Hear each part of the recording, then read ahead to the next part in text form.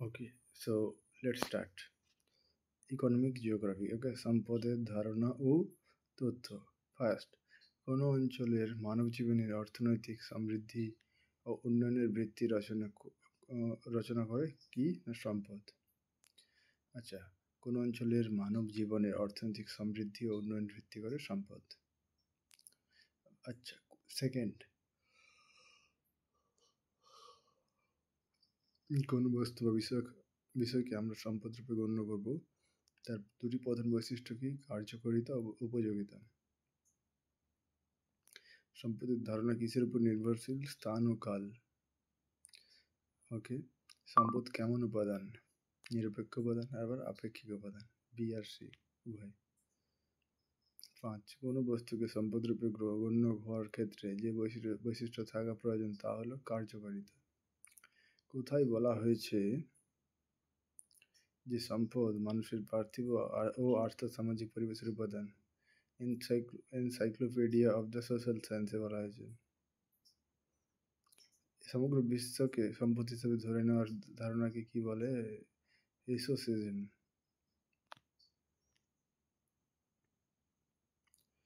ওকে, next question. প্রকৃতির যে সমস্ত উপাদান আমাদের ক্ষতি ও উপকার কোনোটি করে না তাকে বলা হয় নিরপেক্ষ উপাদান।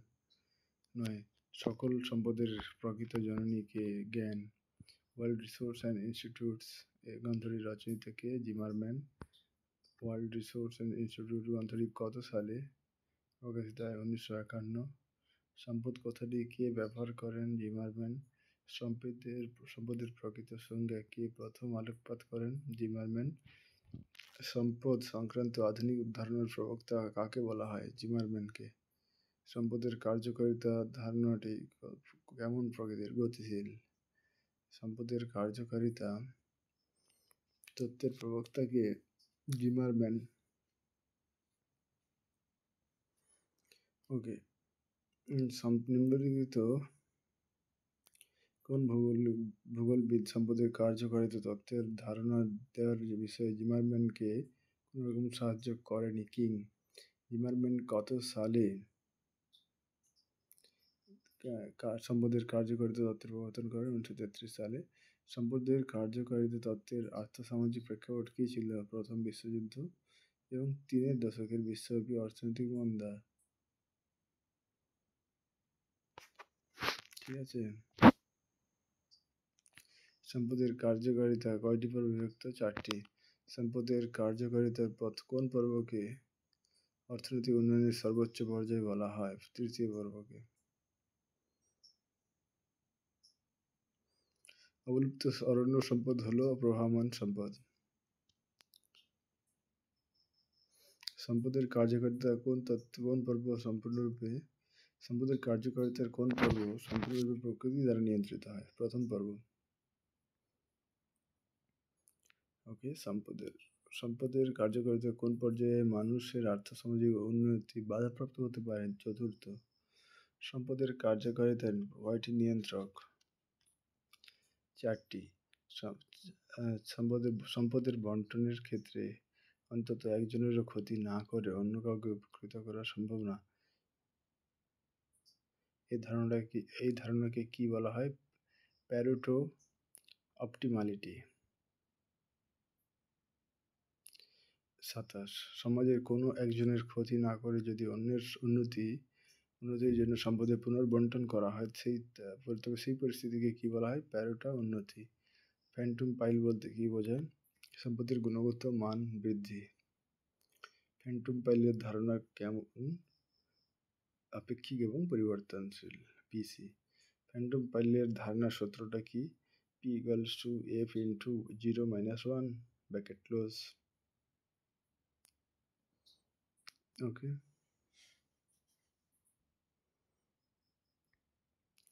Next question. সম্পদের পরিবেশগত সংজ্ঞা দেওয়া হয় কোন আন্তর্জাতিক সম্মেলনে? বসুন্ধরা সম্মেলনে। ওকে, 1992 সালের বসুন্ধরা সম্মেলন অনুষ্ঠিত হয় ব্রাজিলের কোন শহরে? Rio de Janeiro. কোন সম্মেলনে সর্বপ্রথম জীবমণ্ডলের সঙ্গে সম্পদের নিবিড় সম্পর্কের উপর? ওকে, জোর দেওয়া হয় Bashundhara.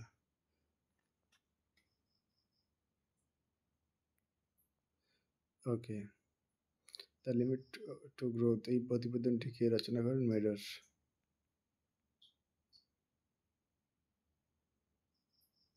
The limit to growth এই প্রতিবেদনটি কোন সংস্থার? The club of Rome.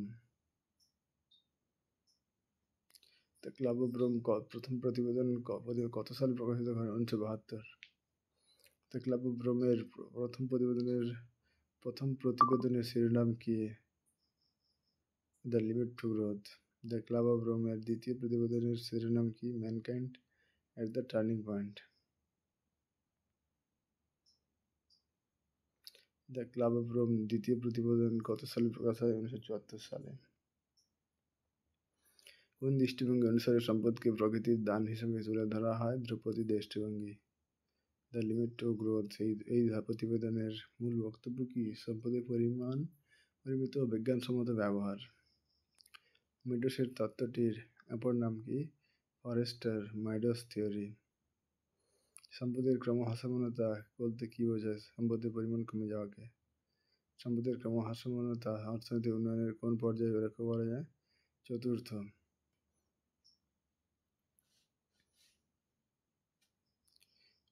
অর্থনৈতিক উন্নয়নের দ্বিতীয় পর্যায়ে মানুষের জীবিকা কি ছিল? কৃষিকাজ। সম্পদের বিস্ফোরণ মিডসের তত্ত্বের কোন পর্যায়ে লক্ষ্য করা যায়? চতুর্থ পর্যায়ে। প্রযুক্তির উন্নতি সম্পদের ভাণ্ডারকে দ্বিগুণ করবে এই ধারণাটি মিডসের তত্ত্বের কোন পর্যায়ে বলা হয়েছে? দ্বিতীয় পর্যায়ে।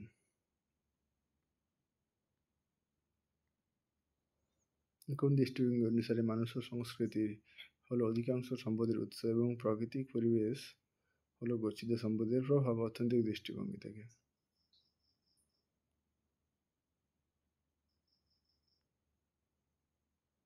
কিসের সাহায্যে নিরপেক্ষ উপাদান থেকে সম্পদ সৃষ্টির গাত্র ত্বরান্বিত হয়?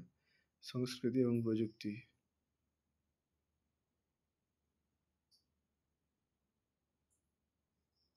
বস্তুর কার্যকারিতাই সম্পদ উক্তিটি কে করেছেন? জিমারম্যান। জ্ঞানী হলো সকল সম্পদের সৃষ্টিকর্তা এই কথাটি কে বলেছেন? মিচেল। ওকে, প্রকৌশলী জড় বস্তুকে সম্পদে পরিণত করে কে বলেছেন উক্তিটি? হ্যামিল্টন। সম্পদের অর্থনৈতিক দৃষ্টিভঙ্গির প্রবর্তক কে? স্মিথ ও Ricardo. The limit to growth এই নিচের কোনটির সঙ্গে প্রতিবেদনটির সম্পর্ক? Forrester Meadows model, new Malthusian model, system dynamics. সম্পদের পরিবেশগত দৃষ্টিভঙ্গির প্রবর্তক কে? মিডস এবং মেডস। প্রকৃতি হলো মানুষের দ্বারা অপরিবর্তিত এই বিশ্ব ব্রহ্মাণ্ডের সব উপাদান এই উক্তির প্রবক্তা কে? জিমারম্যান। অর্থনৈতিক ভূগোলের সম্পদ কিসের সৃষ্টি? মানুষের সৃষ্টি। কোন অধ্যাপকের মতানুসারে সম্পদ মানুষের পরিতোষ ধন অথবা সামর্থ্যের উৎস? ম্যাক মাইনিউস। ভলকানাইজেশন পদ্ধতির প্রবর্তক কে? Charles Goodyear. সময়ের সঙ্গে সঙ্গে সম্পদের কার্যকারিতার কিরূপ পরিবর্তন হয়? বৃদ্ধি পায়। সম্পদ সৃষ্টির ওকে, নেক্সট চ্যাপ্টার। সম্পদ গঠনকারী উপাদান, প্রক্রিয়া ও সম্পদের শ্রেণীবিভাগ। সম্পদ সৃষ্টির প্রাথমিক উপাদান কোনটি? প্রকৃতি। সম্পদের বিকাশের প্রধান নিয়ন্ত্রক কি? মানুষের চাহিদা। ওকে, কয়লা কোন প্রকার সম্পদের উদাহরণ? অপূরণশীল। ওকে, শ্রমিকের দক্ষতা, মানুষের বিচার বুদ্ধি, জ্ঞান কোন প্রকারের সম্পদের উদাহরণ? অবস্তুগত। ওকে, কোনো বস্তু বা পদার্থকে সম্পদে পরিণত করতে গেলে তিনটি উপাদানের প্রয়োজন হয়? প্রকৃতি, মানুষ, আরেকটা কি? সংস্কৃতি। পৃথিবীর সম্পদের ভাণ্ডারের ক্রমহ্রাসমানতার জন্য দায়ী কি? মানুষের কার্যকলাপ। যেসব সমস্ত সম্পদ পৃথিবীর সর্বত্র পাওয়া যায় তাকে বলে সর্বত্র লভ্য সম্পদ। অরণ্য যে ধরনের সম্পদ? বিকশিত সম্পদ। সম্পদ সৃষ্টি ও উন্নয়নে দ্বৈত ভূমিকা দেখা যায় মানুষের। প্রকৃতির উপর নির্ভরশীল মানুষকে জিমারম্যান প্রকৃতির উপর ডিপেন্ডেন্ট যে মানুষ যারা তাদেরকে জিমারম্যান ম্যান বলেছেন, ছোট হাতের এম হবে। আর প্রযুক্তিগতভাবে উন্নত সম্পদ সৃষ্টিকারী মানুষকে জিমারম্যান ম্যান বলেছে, ক্যাপিটাল এম। ওকে, যেসব সম্পদ প্রকৃতি থেকে স্বাভাবিকভাবে পাওয়া যায় তাকে বলে প্রাকৃতিক সম্পদ। গচ্ছিত সম্পদকে যখন পুনরায় ব্যবহার করা সম্ভব হয় তখন তাকে কি বলে? আবর্তনীয় গচ্ছিত সম্পদ। যেসব প্রবহমান সম্পদ নির্বিচারে এবং অপরিকল্পিতভাবে ক্রমাগত ব্যবহারের ফলে একসময় চিরকালের জন্য বিলুপ্ত হয়ে গচ্ছিত সম্পদে পরিণত হয় তাকে বলে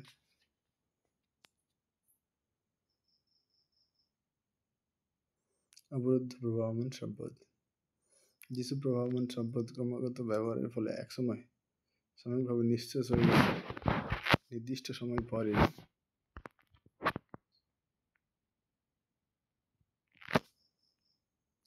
আবার স্বাভাবিকভাবে প্রকৃতিতে ফিরে আসে তাকে কি বলা হয়? পুনর্ভবন সম্পদ।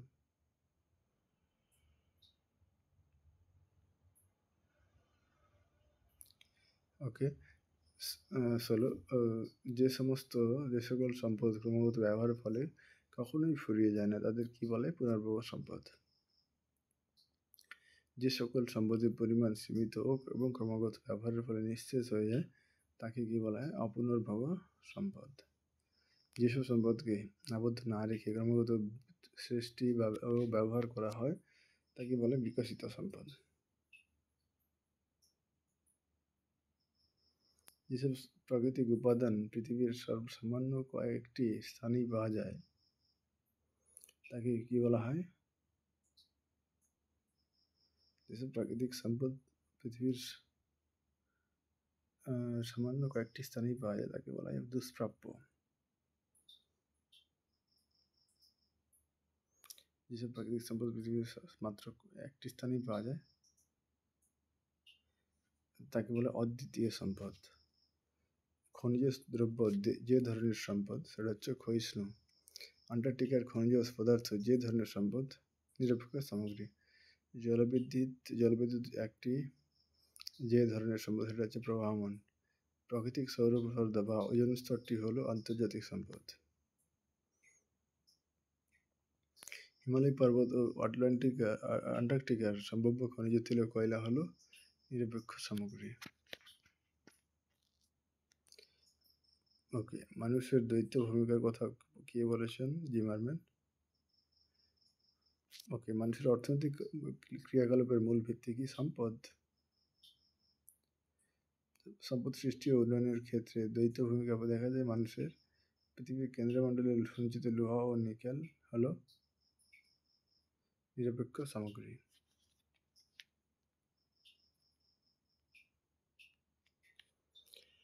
সম্পদ সৃষ্টির কেন্দ্রবিন্দুতে আছে মানুষ। ওকে, অবরুদ্ধ অরণ্য সম্পদ হলো অবরুদ্ধ প্রবাহমান সম্পদ।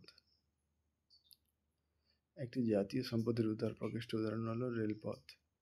শিক্ষা হলো সাংস্কৃতিক সম্পদ। ফিনল্যান্ডের ক্রায়োলাইট হলো অদ্বিতীয় সম্পদ। টিন এক প্রকার দুষ্প্রাপ্য সম্পদ। কোনো দেশের আকাশপথ হলো জাতীয় সম্পদ। সম্পদ মানুষের কিসের পরিতৃপ্তি ঘটায়? চাহিদার। একটি আবর্তনীয় গচ্ছিত সম্পদের উদাহরণ হলো তামা। একটি ব্যক্তিগত সম্পদের উদাহরণ হলো স্বাস্থ্য।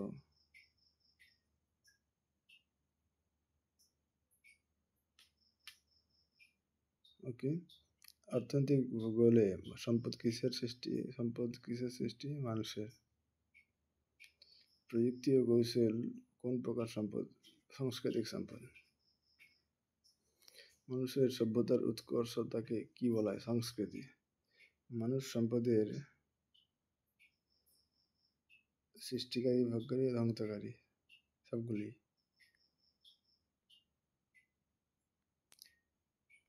লোহা একটি আবর্তনশীল গচ্ছিত সম্পদ। প্রসিদ্ধ সম্পদ কি ধরনের সম্পদ? পুনর্ভব সম্পদ। ওকে, গচ্ছিত সম্পদের অপর নাম কি?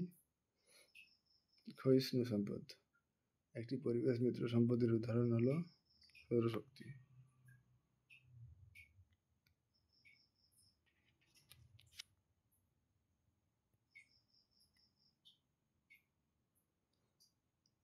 ওকে, এটি পরিবেশ মিত্র সম্পদের উদাহরণ হলো সৌরশক্তি। নিচের কোনটি সম্পদ সৃষ্টির প্রাকৃতিক বাধা? ভূমিকম্প, বন্যা, ঝড়। সবগুলি। হাসপাতাল, বিদ্যালয়, পরীক্ষাগার ইত্যাদিকে বলা হয় সামাজিক সম্পদ। ওকে, হাসপাতাল, পরীক্ষালয় এবং বিদ্যালয়। হাসপাতাল, বিদ্যালয়, পরীক্ষাগার ইত্যাদিকে বলা হয় সামাজিক সম্পদ। সম্পদ সৃষ্টির ক্ষেত্রে অর্থনৈতিক বাধার উদাহরণ হলো মুদ্রাস্ফীতি, লোকসান, কালোবাজারি। সম্পদ সৃষ্টির মানবীয় বাধা কোনটি? জনবিরলতা, জনবিস্ফোরণ, যুদ্ধ। সম্পদ সৃষ্টির সামাজিক বাধা হলো কুসংস্কার, অশিক্ষা এবং অলসতা। হিমালয়ের উঁচু অঞ্চলের পাইন, অরর গাছের অনেক প্রকার। নিরপেক্ষ সামগ্রী।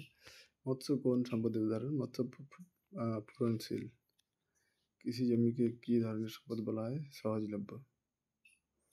যেসব সম্পদ সম্পর্কে আমরা কোনো তথ্য খুঁজে পাই না তাদের বলা হয় অজ্ঞাত সম্পদ। প্রকৃতিতে অব্যবহৃত অবস্থায় পড়ে থাকা কার্যকারিতাহীন বস্তুকে নিরপেক্ষ উপাদান বলা হয়। কোন উপাদানটি নিরপেক্ষ সামগ্রী? সন্ধানপ্রাপ্ত কয়লা। জনসংখ্যার বিচারে 3টি দশার কোন বস্তু সম্পদ হিসেবে বিবেচিত হয়? গ্রাম্য জনসংখ্যা। জিরো টিলেজ সিস্টেম কোন সম্পদের বিকাশের সাথে জড়িত? কৃষিজ সম্পদের সাথে। ওকে, পৃথিবীর কত শতাংশ ভূমিভাগ কৃষিকাজে ব্যবহৃত হয়? 10%। কোন বয়সের জনগোষ্ঠী কার্যকর সম্পদ হিসেবে গণ্য করা হয়? কোন বয়সের জনগোষ্ঠী কার্যকর? 15 থেকে 60। বর্তমানে কোন প্রাকৃতিক সম্পদকে ব্যাপক ব্যবহারের দিকে সমগ্র পৃথিবী হচ্ছে? সৌরশক্তিকে ব্যবহারের জন্য। ওকে, কোন বস্তুর